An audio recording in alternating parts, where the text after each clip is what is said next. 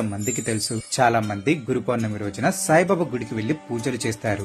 కానీ అసలు గురు పౌర్ణిమ చరిత్ర ఏంటి, ఎందుకు జరుపుకోవాలి, ఇప్పుడు ఈ వీడియోలో తెలుసుకుందాం. ప్రతి సంవత్సరం ఆషాఢ శుద్ధ పౌర్ణమి రోజున మనం గురు పూర్ణిమను అత్యంత భక్తి శ్రద్ధలతో జరుపుకుంటాం. ఈ పవిత్ర దినం సమస్త లోకానికి జ్ఞానాన్ని పంచిన వ్యాస మహర్షి పుట్టినరోజు కావడంతో దీనిని వ్యాస పూర్ణిమ అని కూడా పిలుస్తారు. వ్యాసాయ విష్ణు రూపాయ వ్యాస రూపాయ విష్ణువే నమో వై బ్రహ్మనిదే వాసిష్ఠాయ నమో నమః అనే శ్లోకం వ్యాసుని గొప్పతనాన్ని, గురు పరంపరలో ఆయన స్థానాన్ని తెలియజేస్తుంది. గురు బ్రహ్మ గురు విష్ణు గురుదేవో మహేశ్వర గురు సాక్షాత్ పరబ్రహ్మ తస్మై శ్రీ గురువే నమః అంటే గురువును త్రిమూర్తి స్వరూపుడిగా భావిస్తారు.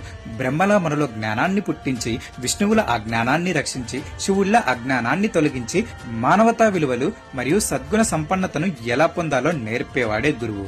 లోకంలో ఎలా జీవించాలో తెలియజేసే మార్గదర్శకుడు గురువు. ఇక్కడ గురువులో గు అంటే అంధకారం, రు అంటే దానిని పారద్రోలేవాడు, అంటే అజ్ఞానమనే చీకటిని పారద్రోలి జ్ఞాన జ్యోతిని వెలిగించేవాడే గురువు.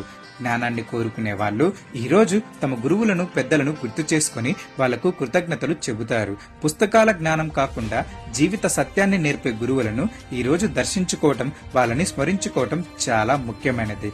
జ్ఞానాన్ని పంచే గురువులందరికీ గురు పూర్ణిమ శుభాకాంక్షలు.